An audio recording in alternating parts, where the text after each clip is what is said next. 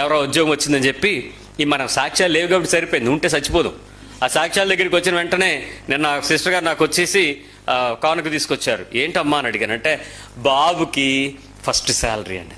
నాకెందుకు ఇచ్చావు అని రమ్మన్నాను. కాదమ్మా అది దేవుడికి ఇస్తానని మొక్కున్నాడండి. ఎవడు మొక్కోమన్నాడు? ఈ దరిద్ర పాస్టర్లు నేర్పించారు. అసలు ఏం లేవు, నీ హృదయము దేవునికి కావాలి. ఫస్ట్దంతా తెచ్చి నాకు ఇచ్చేస్తే ఆడిదేం తింటాడండి? నిజంగా చెప్తున్నాను, ఉద్యోగం చేసినప్పుడు మొదటి నెల నా నొప్పి అదే.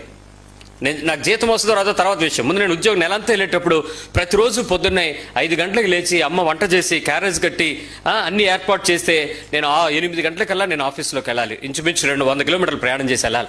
అంత ప్రయాస వీళ్ళు పడితే తెల్లవారు లేచేటప్పటికి మళ్ళీ నేను రాత్రి వచ్చేటప్పటికి తెల్లవారు కూర ఉందో లేదో కూడా, ఏమైనా ఆహారం ఉందో లేదో కూడా ఇంట్లో నేను చూసేవాడిని కాదు.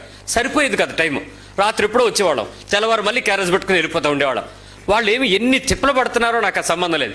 జీతం వస్తుందని, నా కొడుకు కష్టపడుతున్నాడని ఆవిడ తినకో, ఇంట్లో వాళ్ళకి పెట్టకో, క్యారేజ్ కాబట్టి కొంచెం ఏమైనా పాత కూరలు చెత్త కూరలు మామూలు మన తినని కూరలు వండితే మనం 2-3 మధ్యలో తింటే మనం నామోషి అవుతామని ఆ తల్లి తండ్రి ఎంత బాధపడతారండి.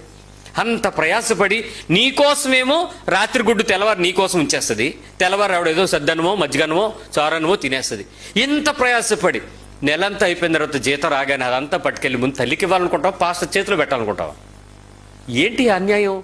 వీళ్ళు ఏంటంటే దేవుడు దేవుడు దేవుడు దీవిచ్చేస్తాడు, ఇచ్చే ఎంతసేపు మళ్ళీ అది కూడా లాగేసుకోవడం. ఇక్కడ దీవిస్తున్న తల్లి కనపట్లా, ఇంట్లో కష్టపడిన తండ్రి కనపట్లా, ప్రయాసపడి తీసుకొచ్చి నీ బ్రతుకుని ఆశీర్వదించబడాలని నీ కొరకు వాళ్ళు ఎన్ని త్యాగాలు చేశారో కనపట్లా. మన డబ్బు అనేటప్పటికి నేను తీసుకెళ్ళి మా అమ్మగారికి ఇచ్చాను, పాస్టర్ గారికి ఇచ్చానన్న, చర్చికి ఇచ్చానన్న, చందాలో ఇచ్చానన్న.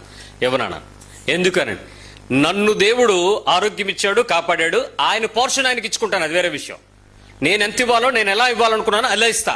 కానీ నా కోసం నువ్వు ఈ నెలంతా అప్పు చేసావు చూడు, కష్టపడ్డావు చూడు, ప్రయాసపడ్డావు చూడు, ఆ వేదన నువ్వు సంతోషిస్తే నేను ఇంకా సంతోషంగా ముందుకెళ్ళగలనమ్మా. ఇది నీ దగ్గర ఉండాలి, నువ్వు ఖర్చు పెట్టు, ఇది నీకు సంబంధించింది, ఇది ఇంటికి కాదు నీకు ఇస్తున్నాను, నువ్వు ఎలా వాడుకుంటే అలా వాడుకో, ఇదిగో ఇది ఇంటికి ఇస్తున్నాను, ఎలా కావాలంటే అలా వాడుకో.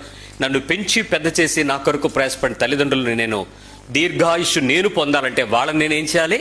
సన్మానించాలి. సరే, మొత్తానికి నాకు సన్మానం తెలిసిపోయింది. నేను